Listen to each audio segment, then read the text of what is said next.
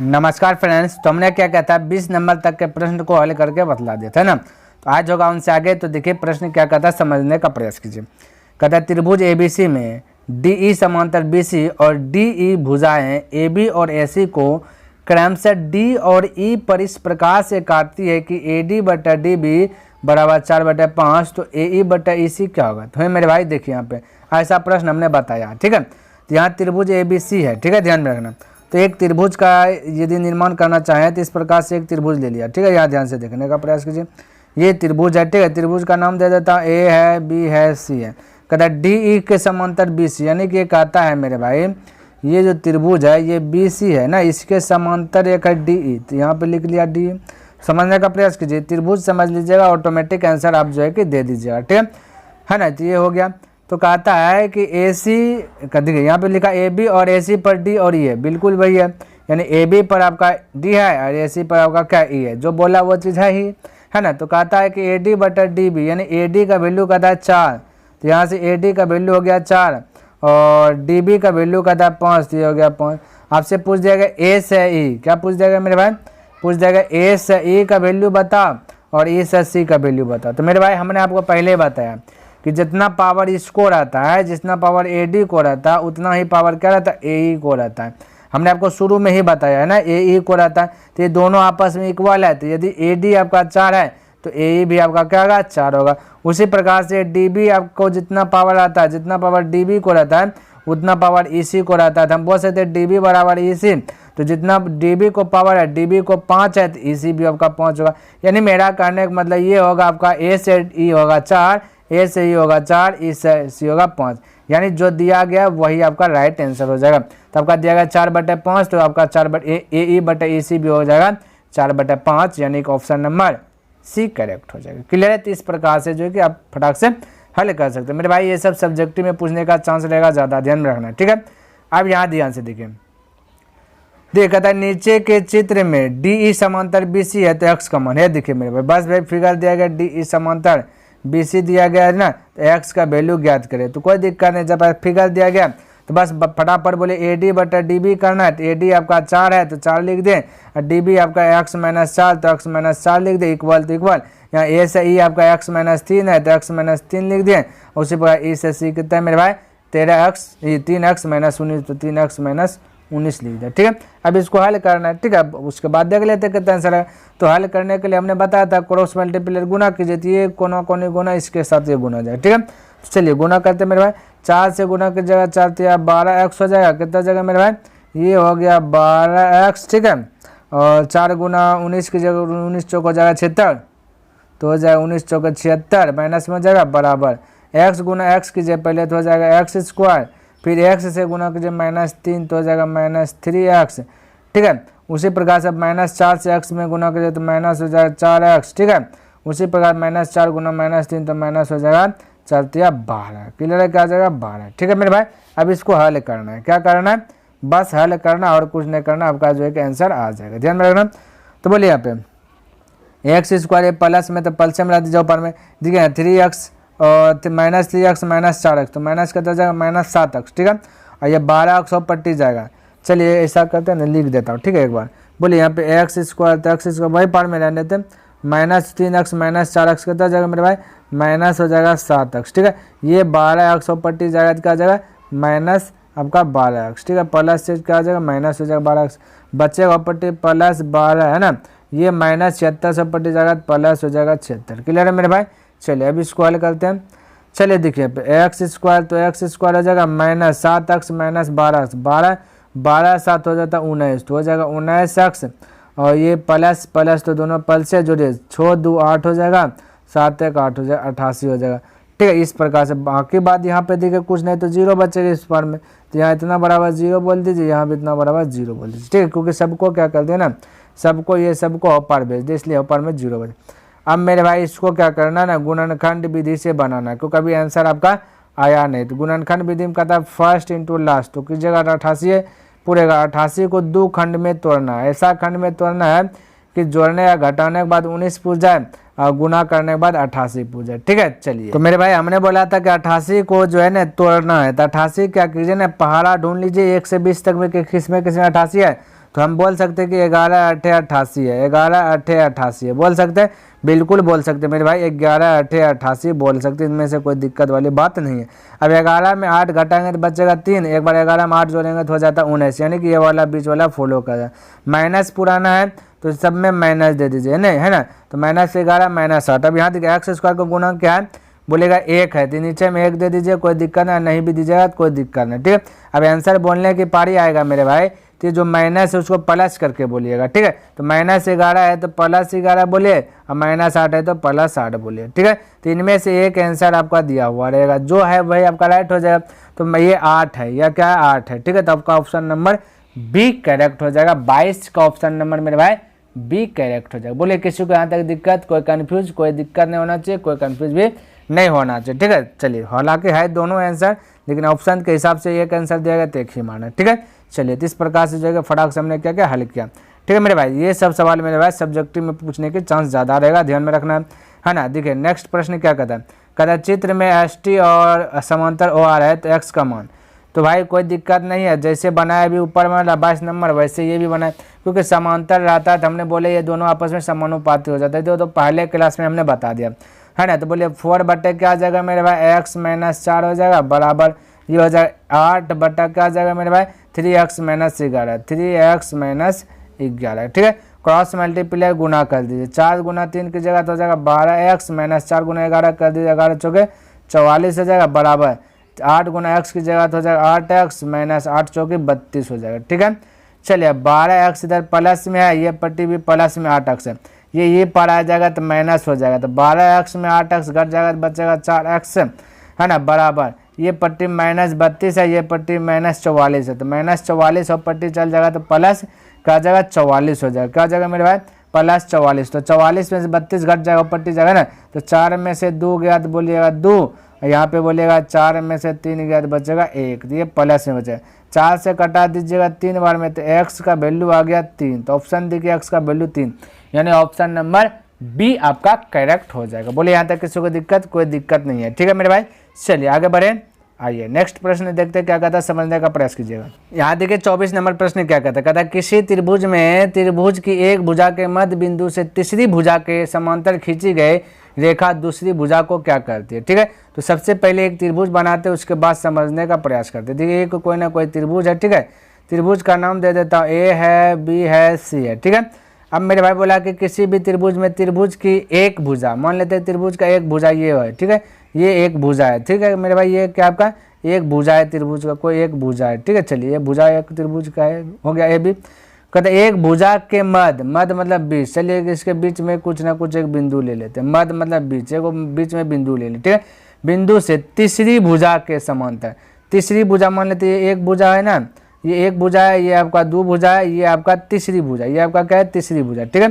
तो तीसरी भुजा के समांतर का था, चलिए तीसरी भुजा के समांतर खींची गई रेखा, चलिए तीसरी भुजा के समांतर हमने रेखा खींचा, नाम दे देता D और E, ठीक है।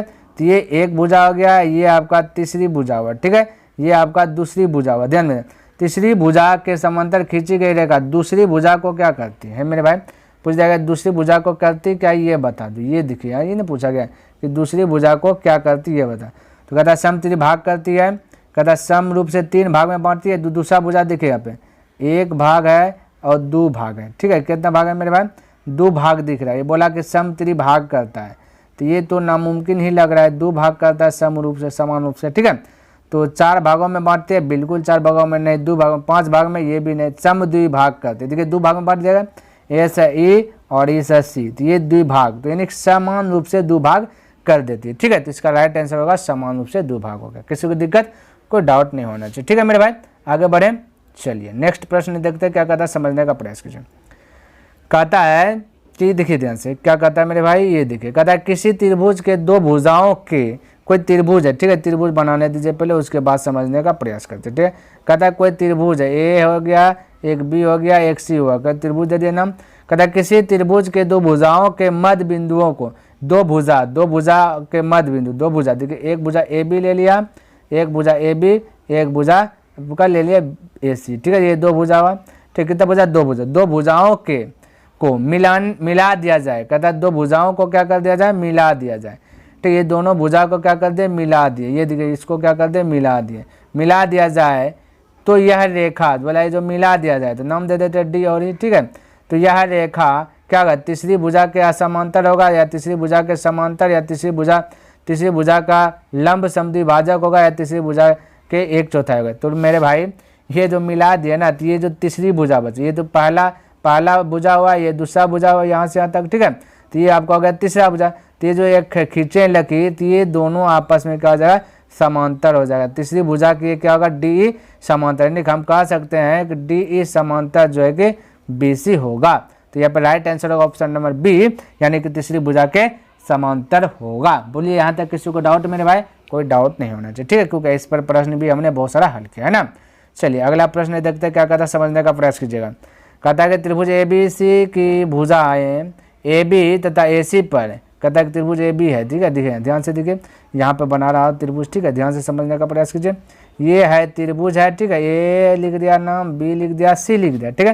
त्रिभुज ABC, कहता है त्रिभुज ABC की भुजाएं AB तथा AC पर, कोई दिक्कत नहीं मेरे भाई, AB है और AC भी है, देखिए AB है ना, और आपका AC भी है, ठीक है, कोई दिक्कत नहीं। AC पर कहता है कि D तथा E है, चलिए भाई D और E बिंदु भी दे देता हूँ, क्या दे देता है, D E दे देता है। दोनों के बीच में क्या बिंदु है, एक D है एक E है, ठीक है।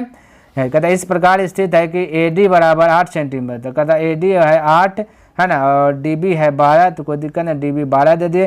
AE है आपका 6, तो AE आपका 6 दे दिए। CE आपका 9, तो यहाँ पे दे दिए 9। बोला इसी प्रकार से है, तो कहता है BC कितना होगा, यानी कि ये वाला भुजा पूछ दिया गया है, तो बिल्कुल घबराना नहीं है ना। ध्यान से देखिएगा, ये वाला प्रश्न देखिए पूछा गया BC, ठीक है।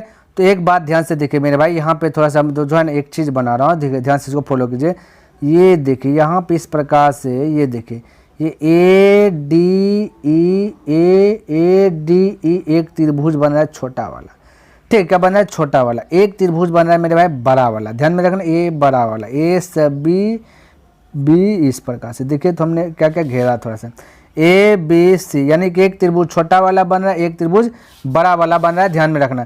तो मेरे भाई यदि हम ऐसे बोले इसको कि ये BC पूछा गया ना, तो BC एक बड़का त्रिभुज है, तो हम बोल सकते हैं BC बड़ा वाटा छोटा त्रिभुज, BC बटा DE, ठीक है। ये दोनों BC बटा DE ये बोल सकते हैं मेरे भाई, ये क्या कर सकते हैं, हम बोल सकते हैं BC बटा DE, क्योंकि ऐसा रहता है तो ये दोनों आपस में समांतर रहता है ना, तो हमें इस प्रकार से भी बोल सकते हैं, ठीक है। सिचुएशन के हिसाब से मेरे भाई बोलना है, तो BC बटा DE बराबर, एक देखिए बड़का लिए तो फिर से यहाँ से बड़ा वाला लीजिए, देखिए थोड़ा सा समझिए, बड़ा वाला लीजिए, ठीक है, बड़ा वाला A सब B, ठीक है। तो बड़ा वाला होगा A सब B, छोटा वाला की बात करें मेरे भाई, तो A से हो जाएगा D, क्या हो जाएगा, A से हो जाएगा D। बोलिए यहाँ तक किसी को दिक्कत, A से D दे दूंगा तो थोड़ा सा देखिए यहाँ पे A से D, कोई दिक्कत नहीं होगा मेरे भाई, इस प्रकार से हम लिख सकते हैं, ठीक, क्योंकि हमको ये B से C ज्ञात करना है, इसलिए हमने लिया बड़ा त्रिभुज का BC लिया आधार, छोटा त्रिभुज का आधार लिया DE, ठीक, फिर इस प्रकार से बड़ा त्रिभुज का लिए AB,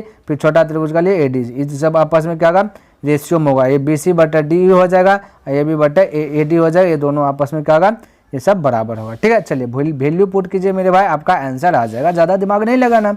तो B से C बोलिए कितना है, B से C तो ज्ञात ही करना है, चलिए कुछ नहीं पता है, चलिए BC मेरे भाई कुछ नहीं पता, DE भी कुछ नहीं पता, लिख देते B से C लिख दिए और D से E लिख दिए, ठीक है, क्योंकि कुछ पता ही नहीं है।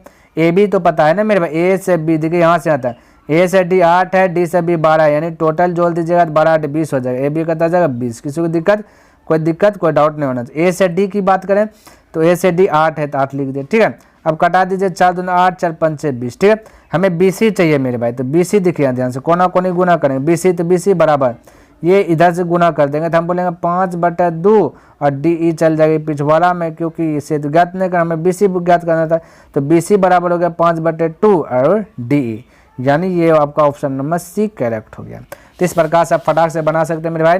आप बिलीव कीजिए ये सब टाइप का आपको जो है कि सब्जेक्टिव मिलेगा भरपूर मात्रा में, और ऑब्जेक्टिव तो मिलेगा ही, इसलिए ये चैप्टर आपके लिए बहुत बहुत इंपॉर्टेंट है मेरे भाई। ये चैप्टर जो है कि सभी लोग जो है कि दिमाग नहीं लगाता है, लेकिन मेरे भाई ध्यान से देखेगा तो बहुत ईजी चैप्टर यही त्रिभुज चैप्टर है, ठीक है, और इससे ज़्यादा रहेगा, ठीक है। इसलिए ये आपका क्या करेगा, ज़्यादा से ज़्यादा रैंकिंग में जो है कि यही आपका यही चैप्टर जो है कि डालेगा, ध्यान में रखना, ठीक है।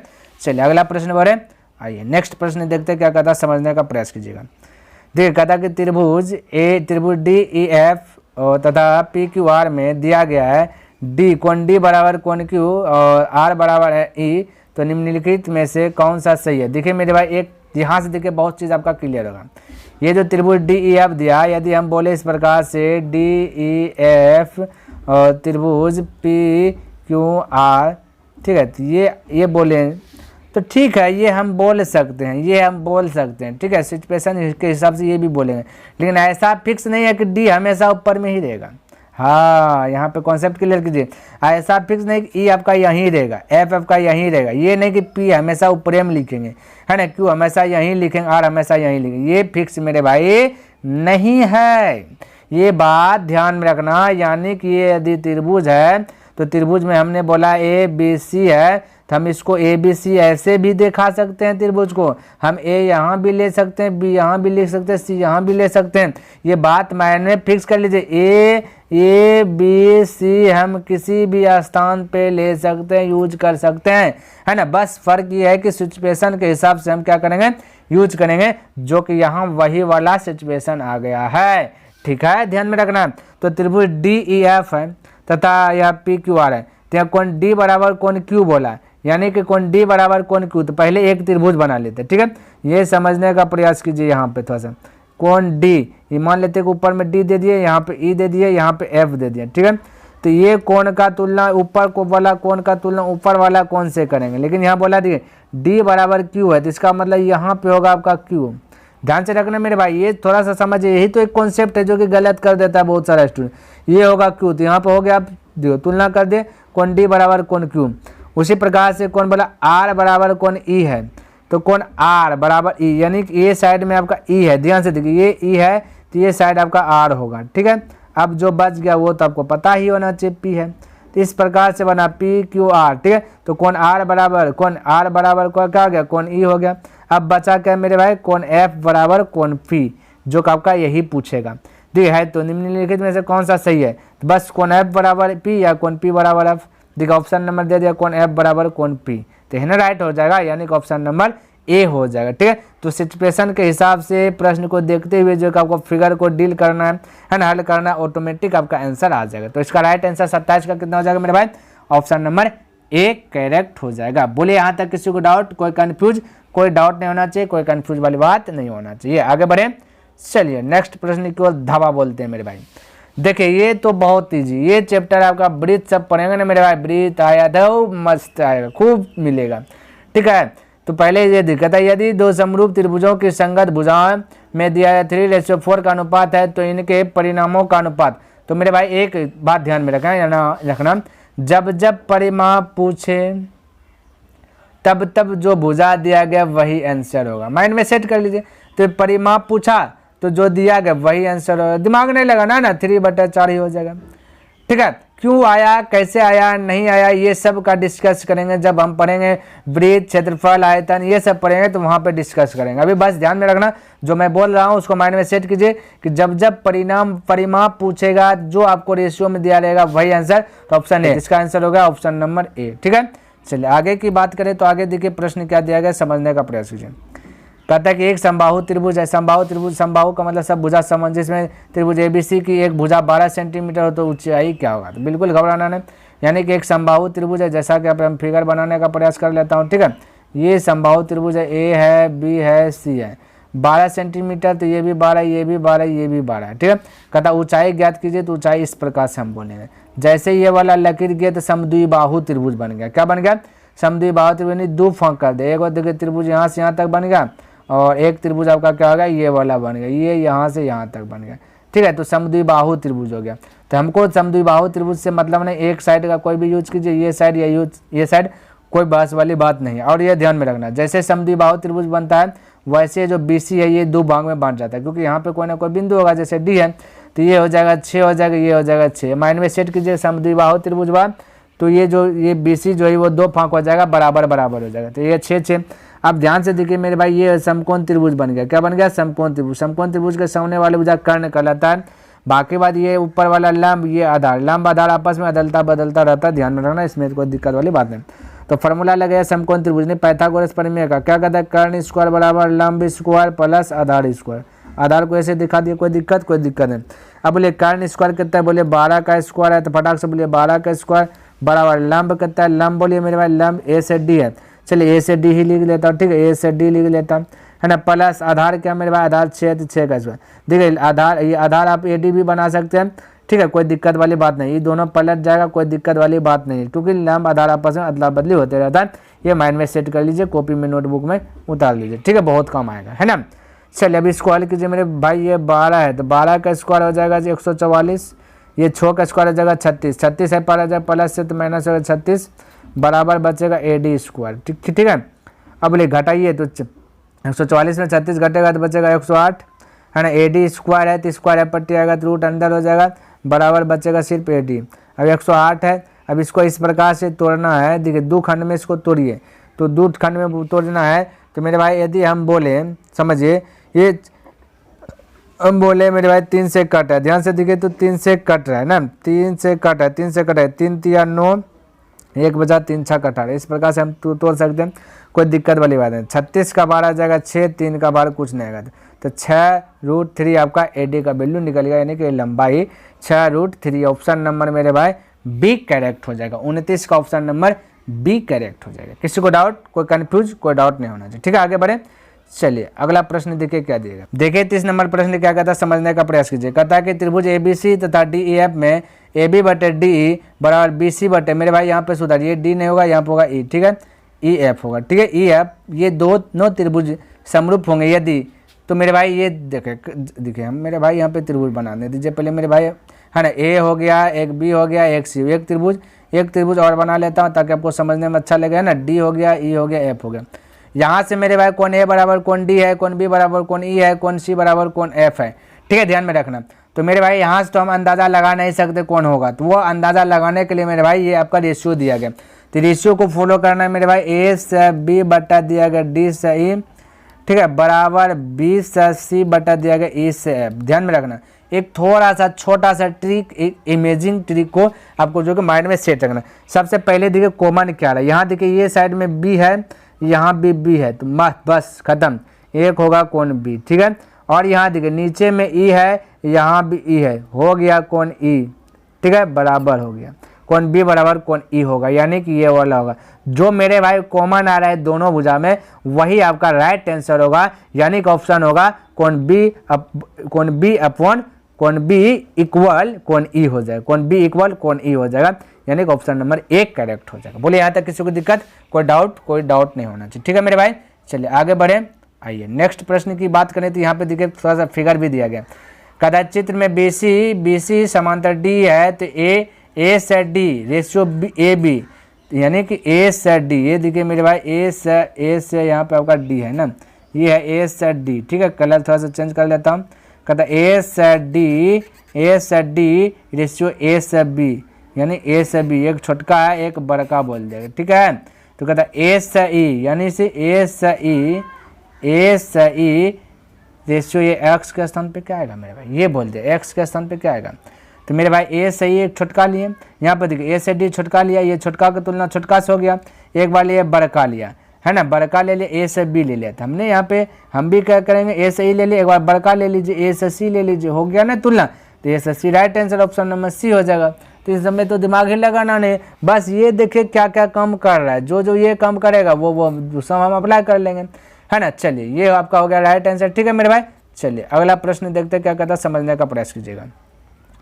ये देखिए मेरे भाई प्रश्न देखिए क्या दिया गया, बहुत हलवा वाला प्रश्न दे दिया गया मेरे भाई। यहाँ देखिए ये हट जा मेरे भाई। चलिए यहाँ पे दिया गया त्रिभुज ABC में D समांतर BC, बस D समांतर BC तो AD बटे DB ये वैल्यू दिया गया AE बटे EC, तो ऐसा प्रश्न हमने 2-3 को बता दिया, यानी कि त्रिभुज आपका ABC है। ध्यान में रखना थोड़ा सा, देखिए ये त्रिभुज फिगर से कॉन्सेप्ट क्लियर होगा मेरे भाई। ABC है, ये हो जाएगा D से E हो जाएगा, तो ये बोला AD बोला 2, है ना, BD बोला, ये BD बोला 3 या D भी बोल सकते हैं, तो बोला A से E, यानी ये वाला A से E और E से C स्टार्ट किए थे, तो फटाक से बताते बोले ये 2 है तो ये भी आपका 2 हो जाएगा, ये 3 है तो ये भी आपका 3 हो जाएगा, यानी जो दिया है वही आंसर हो जाएगा, 2/3 ही आ जाएगा, 2/3 यानी ऑप्शन नंबर B हो जाएगा। क्लियर, ठीक है। तो इन सब में दिमाग आपको लगाना नहीं, छोटा छोटा प्रश्न है, ठीक है, बस आपको समझना है, ठीक है। देखिए मेरे भाई 33 नंबर प्रश्न क्या दिया गया, ये मेरे भाई यहाँ पे त्रिभुज होगा, ठीक है। त्रिभुज एबीसी में बिंदु डी और ई क्रमशः भुजाओं AB तथा AC पर इस प्रकार है कि DE समांतर BC। यदि AD बटा DB है ना बराबर 4/5 और AC बराबर 18 तो AB, यहाँ मेरे भाई AB नहीं होगा, ठीक है। AB नहीं होगा, यहाँ पे होगा A से E, ठीक है। ध्यान में रखना, ये कॉन्सेप्ट क्लियर कर लेना, A से E होगा, ठीक है मेरे भाई। चलिए अब इसको बनाते हैं। सबसे पहले एक फिगर ड्रॉ करते हैं, ठीक है मेरे भाई। सवाल में कोई जान पड़ान नहीं है, इस टाइप का सब्जेक्टिव पूछ देगा तो फटाक से जो है बना दीजिएगा, ऑब्जेक्टिव भी पूछेगा तो फटाक से बना दीजिए। ABC एक त्रिभुज लिए जिसमें D और E बोला इस प्रकार से है। चलिए यहाँ पे D होगा, E होगा, क्यों? क्योंकि आगे खुलासा किया इस प्रकार से कि AB तथा AC पर इस प्रकार से, तो AB हो गया, EC हो गया। तो इस प्रकार से है कि DE समांतर BC, DE समांतर BC भी कर लिया। तब कहता AD है आपका 4 है और DB आपका 5 है, तो यहाँ दे दिए 5। और कहता AC बराबर 18 है, टोटल बोले 18, ठीक है। टोटल 18 दिया गया। पूछा गया A से E, यानी कि आपका ये वाला पूछ दिया गया, A से E यानी X, ठीक है। चलिए अब इसको फटाफट हल कर लेते हैं। तो बड़का का तुलना बड़का से कीजिए, यानी A से C, थोड़ा सा कलर चेंज करके ही बता देता हूँ, यानी A से C बट्टा लिखे A से B, ठीक है। तो A से C आपका 18 है, तो डायरेक्ट लिख देता मेरे भाई, A से C 18 है। A से B की बात करें 4 और 5 ज्वाइंट होकर बोलेंगे ना, 4-5 ज्वाइंट हो जाएगा, 9 हो जाएगा बराबर। अब छोटका कीजिए, ये A से E, तो A से E माने X, तो यहाँ जाएगा X, और यहाँ पे बोले A से D, छोटका की तुलना छोटका से A से D है 4, ठीक है। हो गया काम तमाम। अब इसको हल कीजिए, आपका आंसर आ जाएगा। 9 से कटा है 9 दूना 18, 4 दूना कीजिए 4 गुना 2, ये कोना कोनी गुना कीजिए 1 गुना X, तो X हो जाएगा 4 गुना 2 8। तो फटाक से देखिए कितना जल्दीबाजी में हमने आंसर निकाल लिया ना, यानी ऑप्शन नंबर B करेक्ट हो जाएगा। क्लियर है? चलिए आगे बढ़े।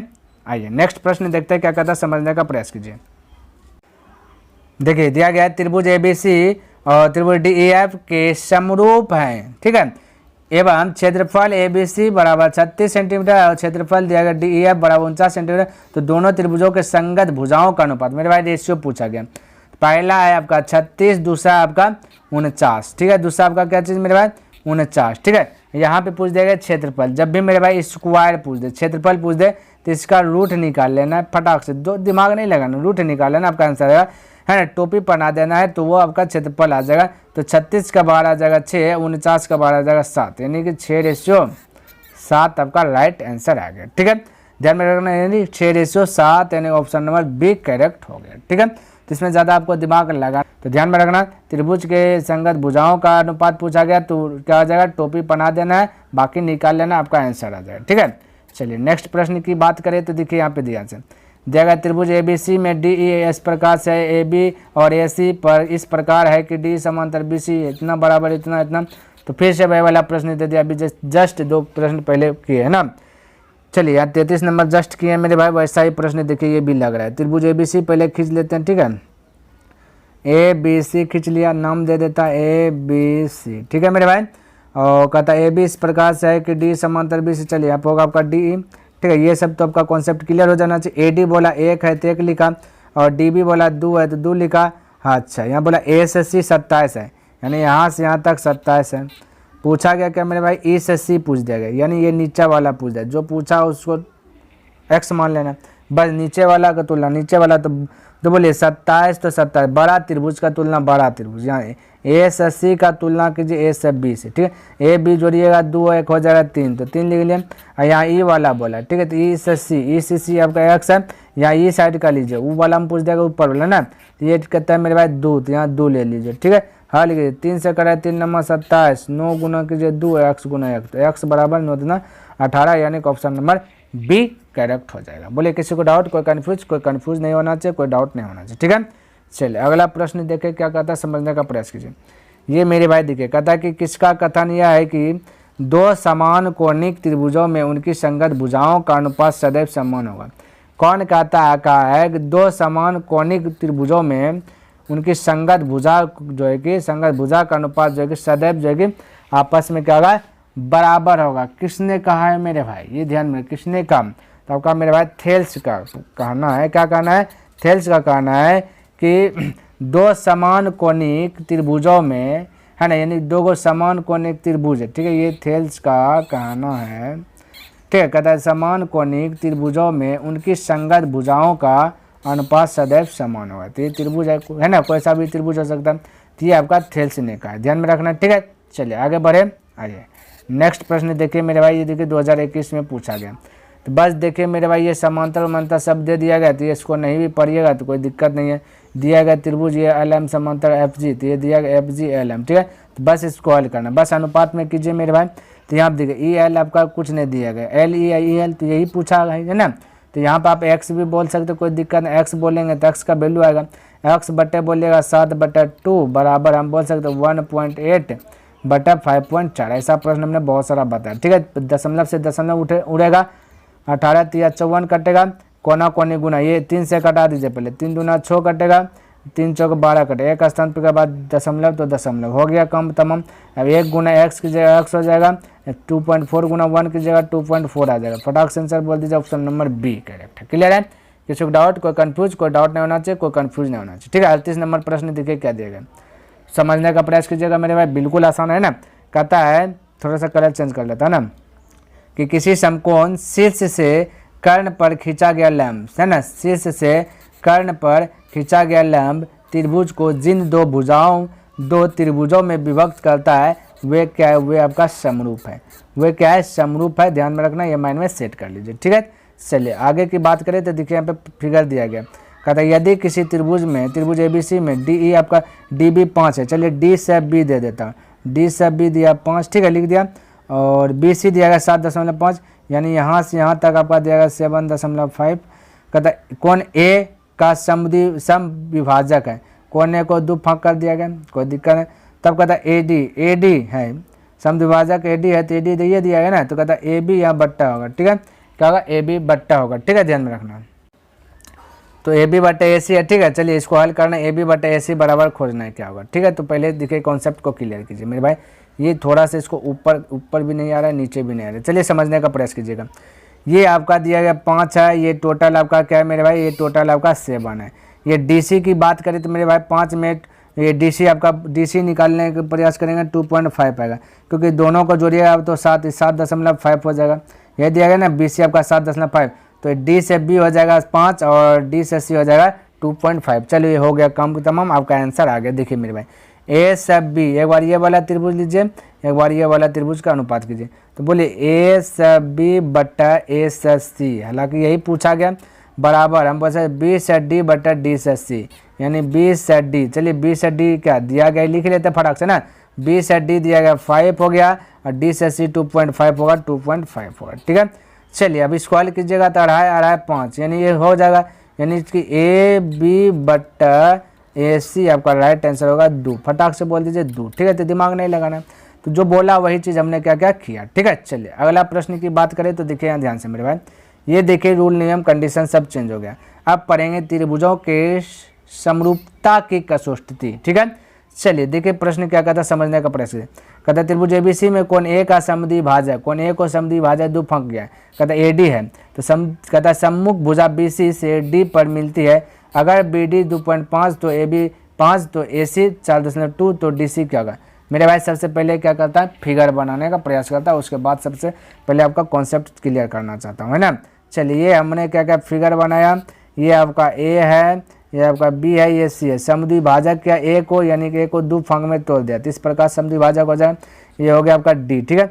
तो कौन A का समद्विभाजक तो 2 भाग का, तो AD की सम्मुख भुजा है, बिल्कुल मेरे भाई AD क्या है, सम्मुख भुजा BC है ना, सम्मुख भुजा BC। चलिए AD सम्मुख भुजा BC से D पर मिलती है, कोई दिक्कत, ये सारा चीज़ वही दे दिया है। BD दिया गया 2.5, BD लिख लेंगे 2.5, ठीक है। और AB दिया गया 5, तो AB लिख लिया 5, ठीक है। AC दिया गया 4.2, तो AC लिख लिया 4.2। जो दिया गया DC पूछा गया, यानी मेरे भाई ये DC पूछा, जो पूछा उसको बोलिए X। तो बस अब बना लीजिए ना, बड़का का तुलना बड़का से कर दीजिए, तो बोले 5 बटे, ये देखिए A से B बटा A से C, ठीक है, 5 बटा 4.2 बराबर, ये देखिए हमने इधर से ना आया मेरे भाई, ये इधर से आया, तो इधर से लीजिए B से D, तो हो जाएगा 2.5 बटा ये D से C यानी X। चलिए कंप्लीट कीजिए, हल कीजिए, ठीक है।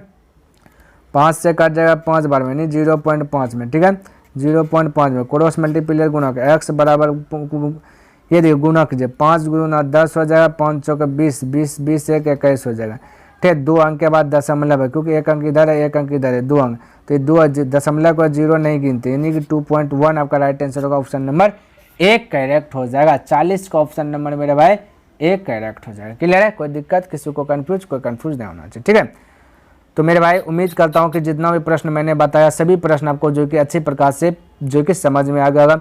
यदि मेरे भाई वीडियो पसंद आया तो इस वीडियो को लाइक कर दें, और यदि अभी तक सब्सक्राइब नहीं किए तो इस चैनल को सब्सक्राइब कर दें, और हो सके तो मित्रों के साथ भी शेयर कर दें। ठीक, क्योंकि डेली बाई डेली मेरे भाई प्रत्येक दिन जो कि 20 प्रश्न, कितने मेरे भाई 20 प्रश्न को टारगेट किया है ना। ये क्लास 10th का चल रहा है मेरे भाई। 20 प्रश्न प्रत्येक दिन मैं दे रहा हूँ ताकि आप एग्जाम हॉल में अच्छे से अच्छे नंबर से पास कर सके। क्लियर है मेरे भाई? तो नेक्स्ट दिन मिलेंगे मेरे भाई इनसे आगे लेकर के। ठीक है, तब तक के लिए धन्यवाद। जय हिंद, जय भारत।